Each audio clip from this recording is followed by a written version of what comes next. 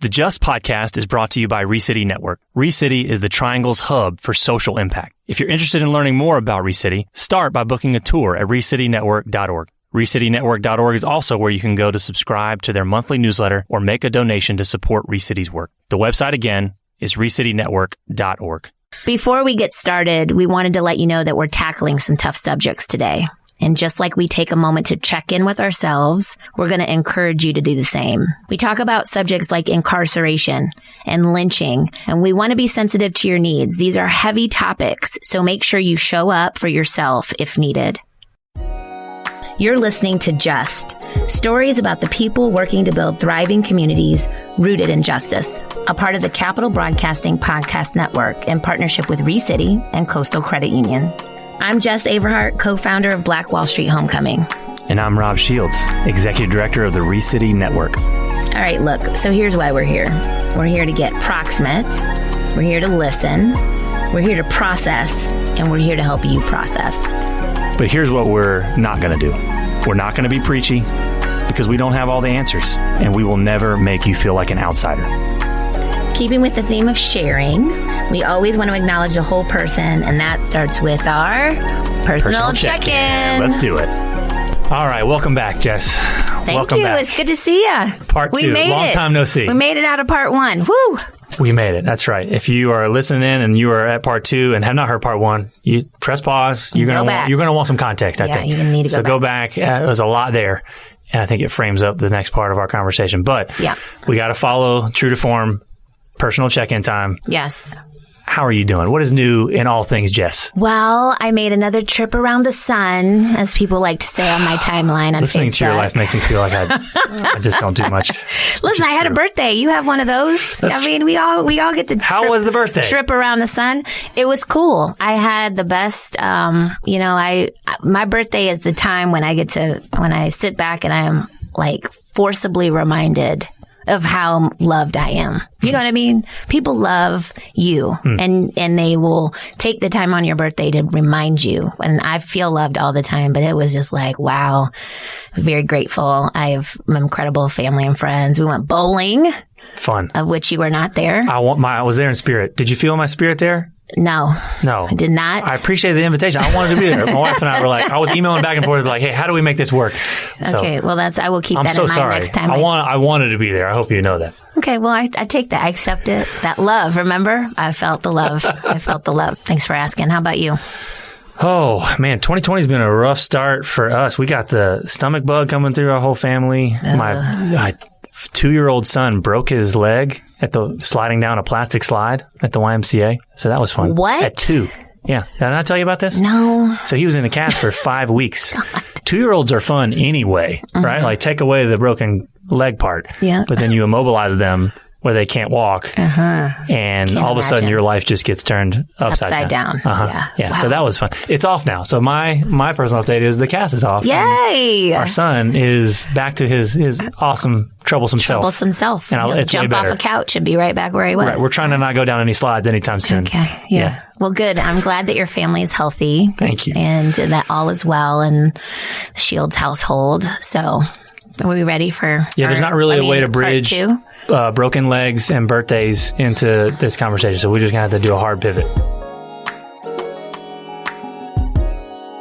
So we are going to talk about part 2. In part 1, we really looked at Just Mercy in this movie that really focuses on mass incarceration and the injustices in our justice system. And so, Satana DeBerry, we are grateful that you are here. Thank you for joining us and helping us bring some nuance to this topic. Thank you for having me. This is a great opportunity to talk about this kind of stuff in a broader way. So for our listeners, she is Durham County's DA, the district attorney for Durham County. She's also a mama of 3. And then last year, I pledged Delta Sigma Theta Sorority Incorporated. And she is also my soror. But for so many reasons, friend, I admire her a great deal. I've known her for many years when she was with North Carolina Housing Coalition. Satana DeBerry, why don't we level set so our audience can get to know you a little bit better? So why don't you tell us just kind of a little bit about your background, and then I'm assuming that as part of that story, you're going to tell us like why this matters to you. You could do anything professionally that you want.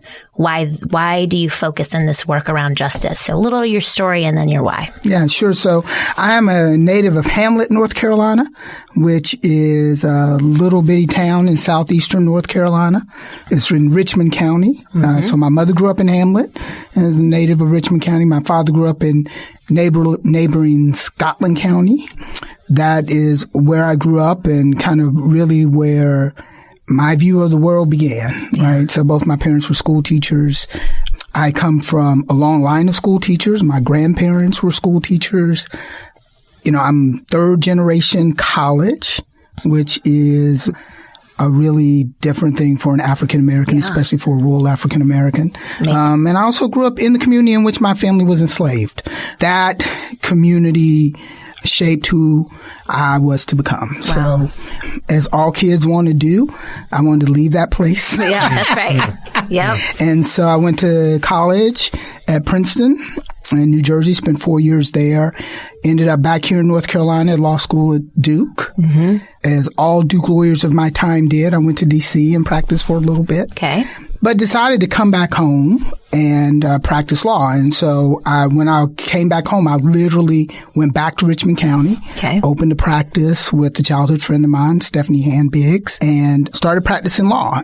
And so for about 4 or 5 years, I represented people in criminal court and in all phases, really, of criminal defense work. So misdemeanors, felonies. I represented people in 2 capital murder cases.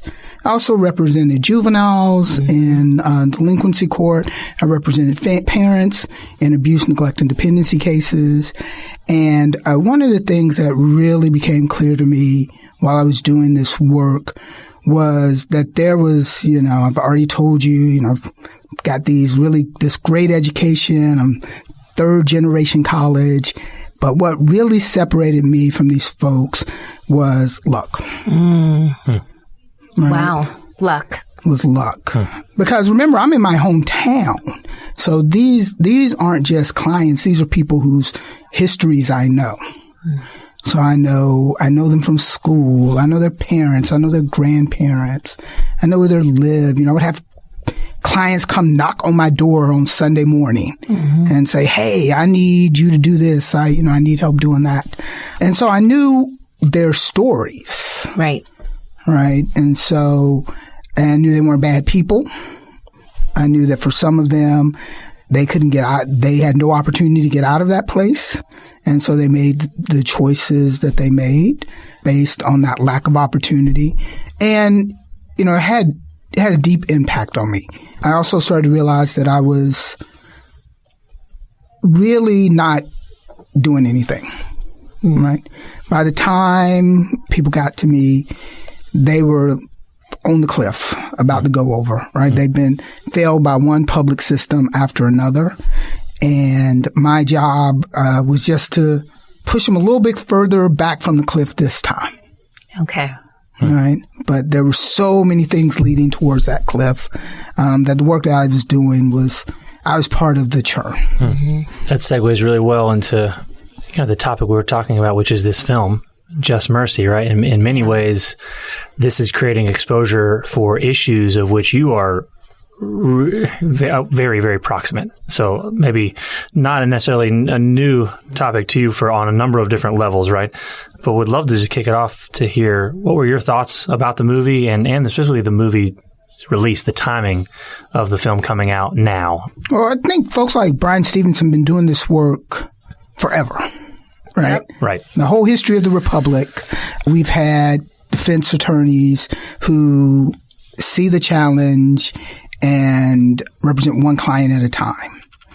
And while that is yeoman's work, and they are often the good guys in this system, it is still one story at a time. And systemic change does not, unfortunately, happen one person at a time. Like we like to say, as Americans, we like to say, well, we just do this one little piece and that leads to the next little piece. But what happens is you do this one little piece and then there's another little piece and then another little piece and they don't all add up. right? At least not from that side of the system, right? On that side of the system, you get the clients that you get. They come with the challenges and the life stories that they come with, and you have to work with that. Your responsibility as a defense attorney is the best interest of that particular client. And that is not always the best interest of everyone who might be similarly situated. And so I think, Bryan Stevenson has said he started to see that he was doing this work almost in isolation. Mm-hmm. And that people needed to understand it at a scale that he was unable to replicate one client at a time, which is how the museum and the memorial came to pass, and how this movie has come to pass, is that it's a lot easier to ask people to go down to their local movie theater and see this movie, or turn on Netflix or Prime Video and watch it, and see the impact that the system has on each individual. You spoke at a town hall recently about your client, and I think this quote is something I'd love for you to unpack for our listeners. You said you're always trying for the best outcomes for victims, but your real client is justice. Could you unpack that for us a little bit? What did you mean by that? Yeah, so the district attorney's office represents the people of Durham County. The job of the prosecutor's office is not to just blindly prosecute crime. It is to seek truth and find justice. And, we live in a system where people think of lawyers as having a client, right? And so each individual defendant has a client, and often victims will say, well, you're my lawyer, right? So you have to do what I say because you're my lawyer. But that's not true. That's not my role. I represent the people of the state of North Carolina. That's all the people of the state of North Carolina. And that means that what we're looking for is accountability. Sometimes that accountability is prison. Sometimes that accountability is not.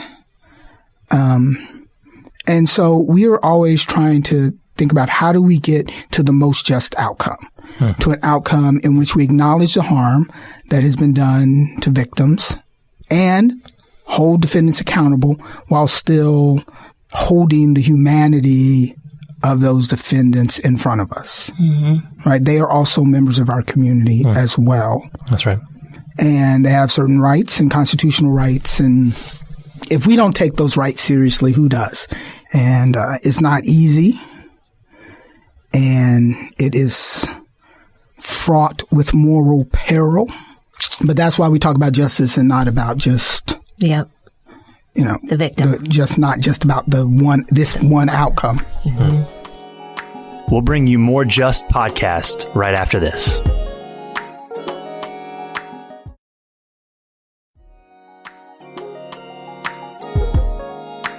What are you losing sleep over? What are you worrying about right now? Like, how are you doing? How am I doing? I really mean that as a friend, and I really mean that. Like, how are you doing, and what are you thinking about these days? So I'll answer that in two ways. It's really interesting when the work that I used to do. I tell people 3 years ago I was brilliant. Right? Everybody wanted to talk to me.